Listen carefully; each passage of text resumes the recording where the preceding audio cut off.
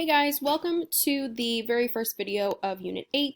And Unit 8 is all about Congress, our final institution of government. So we're going to spend this video looking at the basics of Congress, how the Congress we know it today came to be, a little bit about what it does, and the differences between the House of Representatives and the Senate. Okay, so to start, we have to go all the way back to the beginning and thinking about how our founding fathers wanted to consider adequate representation. And we have to go back to the Constitutional Convention for this. If you remember, all the way back to Unit 1, after the Revolutionary War with Britain, right, we were concerned about adequate citizenship and representation. And then especially with that disastrous Articles of Confederation, we wanted to balance representation of the people, the states, and make sure that everyone was fairly represented in government. And just like everything in government, compromise is key. Now, if you remember, we're going to go over these again, but the compromise that leads to Congress starts out at these two plans. So the Virginia plan originally was proposed by Virginia, of course, and the bigger states. And this plan, the cornerstone of this plan ultimately was to base representation on population, right? It should be based on population, bigger states having more representation in Congress. Now, on the other hand, the New Jersey plan was presented by small states, and they said, whoa, wait a minute, we don't want to be represented based on population because we would lose out, we're smaller. We want representation to be equal. So what happens is we end up with the Great Compromise or the Connecticut Compromise. And this leads to what we have today, which is a bicameral Congress. And bicameralism simply means that the legislature is divided into two separate bodies. Ultimately, this is what we have today. But as we were debating about the Constitution, right, the intent was, how do we balance small and large states? And this is going to be a product of concern for anti-federalists that we see Madison trying to ease in Federalist 51, right? Our goal was to make sure that this created a system of checks and balances, opposing concentration of power into a single institution like a king, so that way we didn't have tyranny and abuse of power. So Congress as we know it is outlined in the Article 1 of the Constitution, and we will go over the House of Representatives and the Senate a little more in this video. And then as we go through this unit, we'll dive more into them. But ultimately, the best thing to know is that they're equal but different. That's kind of the best way to look at it. Ultimately, the House, as we will see, has 435 members. The Senate has 100. But big thing here is that it's built on the principle of checks and balances, okay? Legislation must go through both of these chambers, and that prevents the passage of rash laws being made too quickly, and helps balance that idea of majority rule and minority rights that our framers were concerned about. Currently, we are in the 116th Congress, and a new session of Congress happens every 2 years, and usually we do see some shakeup in terms of the party controlling each chamber. So in the 116th Congress currently, the House is composed of a Democratic majority, and the Senate is composed of a Republican majority, as we've talked about. Now, it has evolved over time. Congress has become increasingly diverse. We've even seen a transition from your temporary politicians to career politicians. And how Congress functions has also resulted from a more recent shift to a distrust in government. Congress meets in the Capitol building, which is what you see here. And in total, it has 535 voting members and 6 non-voting members. And if you're wondering where these voting members come from, or sorry, these non-voting members, they come from territories of the United States, like Puerto Rico, American Samoa, Guam, and even Washington, D.C. D.C. does not vote in Congress. All right, so let's talk about life in Congress very quickly here. On average, the salary of a congressperson is about $174,000 a year plus retirement benefits. They are government employees. They get a pension. Now, your leadership in Congress does make a little bit more. About 193,000 for those leaders, 223,500 for the Speaker of the House. So as you can see, it kind of ranges, but they do make a good salary here.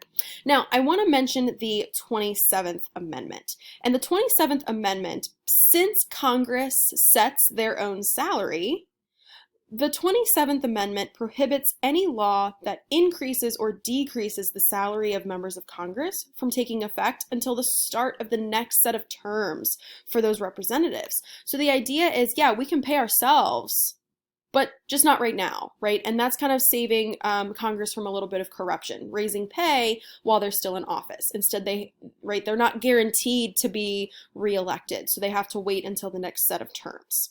So, and again, this salary is also tempered by the presidential veto and voter backlash as well, which prevents Congress from increasing pay exponentially. Just some other perks.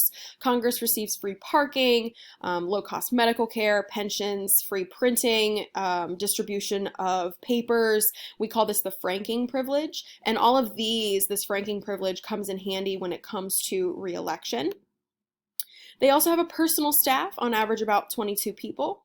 And ultimately, this is a very demanding job, requiring 10 to 14-hour days, time away from family, pressure from the public.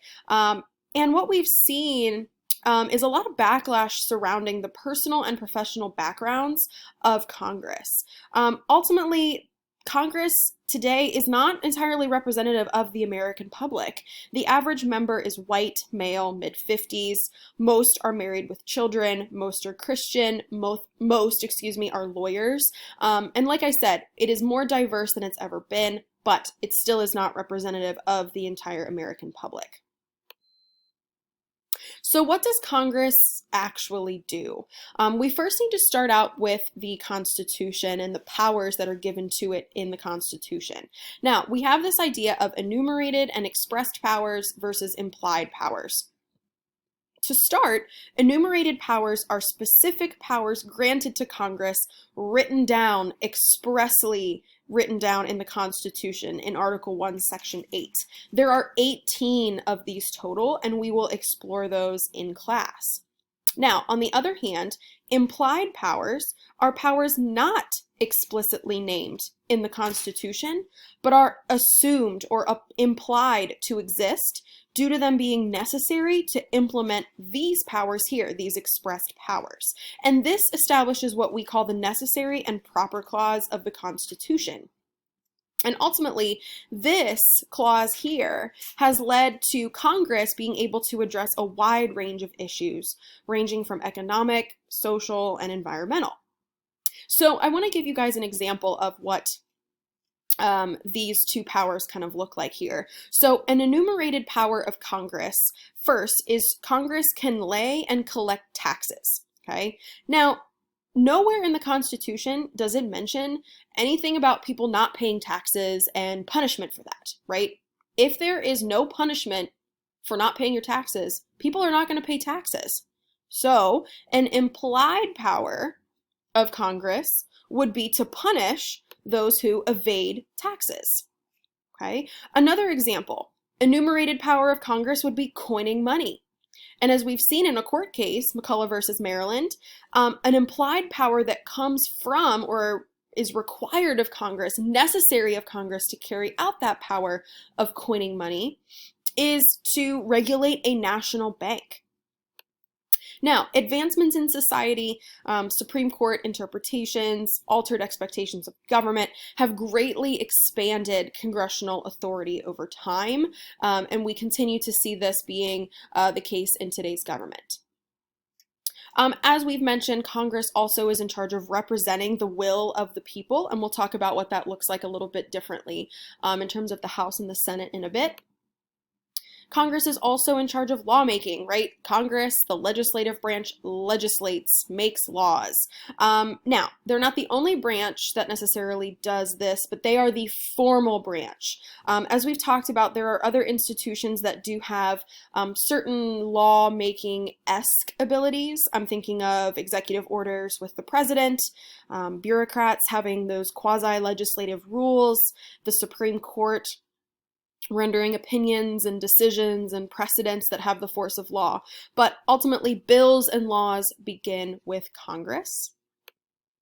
And Congress also checks the other branches of government. That is one of the biggest things that it does. And we've talked about checks and balances, partly here investigating operations of other government agencies, overseeing the bureaucracy through the budget, creating agencies themselves, conducting investigations and hearings, conducting legislative oversight. So these are checks on other branches of government, and we will actually see how Congress interacts with these other branches as we move through this unit. Okay, so I'm actually going to pause here for this video, looking at just some basics of Congress. In the next video, we're going to continue our investigation of the structure of Congress, and I'm going to talk about the bicameral design a little bit more, investigating the differences between the House and the Senate. So please stay tuned for the next video. Bye, guys.